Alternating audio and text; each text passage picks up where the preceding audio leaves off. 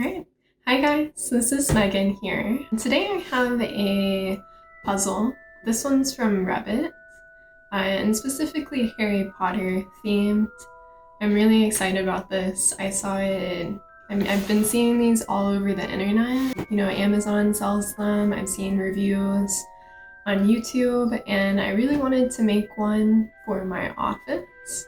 I have some empty shelves, and it would be perfect to have a few of these on my shelves. So that being said, I know it's not an art video today, but I think it's important to share with you my other outlets for creativity.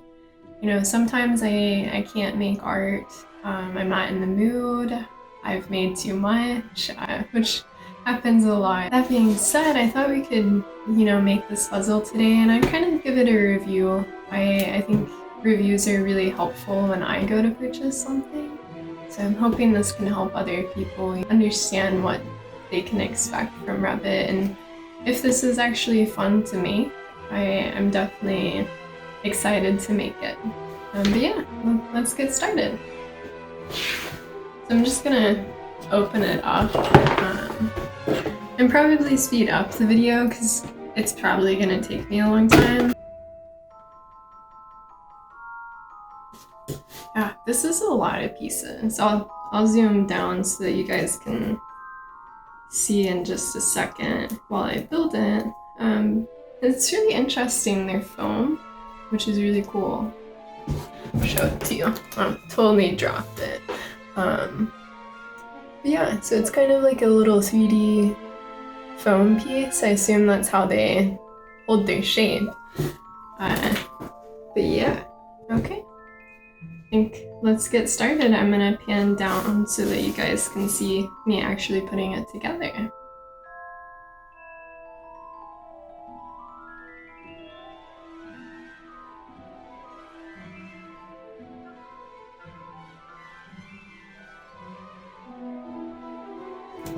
Alright, so I have it all sorted now. I made the Weasley's Wizard Wheezes pile. Woo! That is a mouthful. And then the Daily Profit pile here. And just the pieces that I know for sure belong into both of them.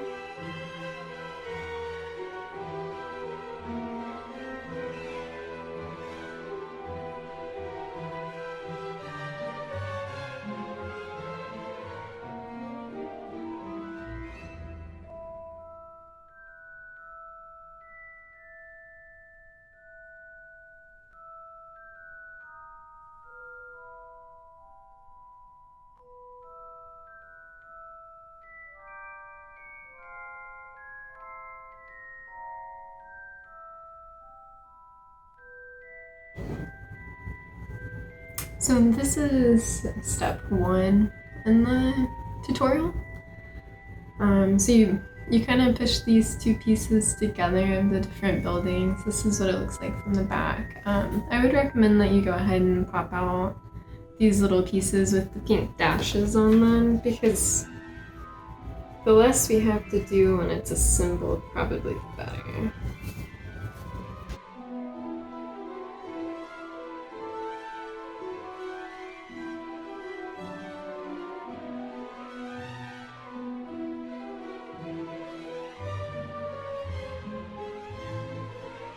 Step 3, and I'm actually gonna wait. So step 3 says to add like the miscellaneous items to the front of Weasley's Wizard Wheezes, and I'm not gonna put those on yet. I kind of want to have fun with the finished details.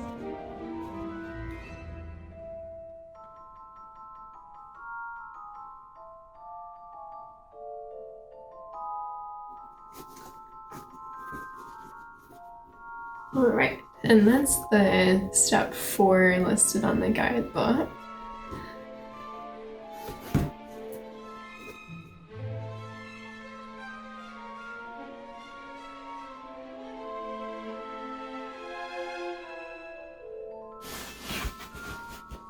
Alright, so all of the roof is on now. You can kind of take a look. This piece was really hard to put in, but otherwise not too bad. They're not, I'd say the Daily Prophet roof fits a little better in general, and then because of the shape of Weasley's Wizard Wheezes, it doesn't fit as well, but I'm still pretty happy with how it turned out. Alright, so now for the little tiny pieces that they include.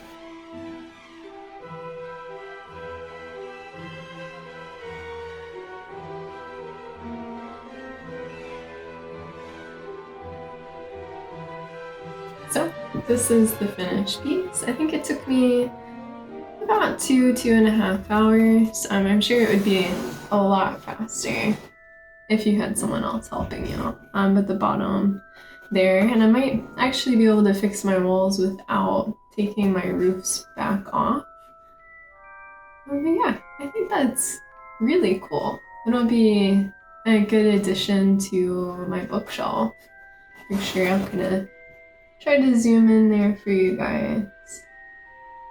But yeah, I think just missing one piece, which I'm gonna think, yeah, I'll have to take my roof off. So definitely put your little pieces, the little signage and stuff on before you put the roof.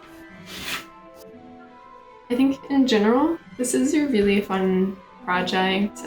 I think kids would love it, but obviously I'm an adult and I enjoy thinking it too. Really, any fans of Harry Potter, or I know Wrebbit does, they have some Game of Thrones, which is really cool, and then just some landmarks as well.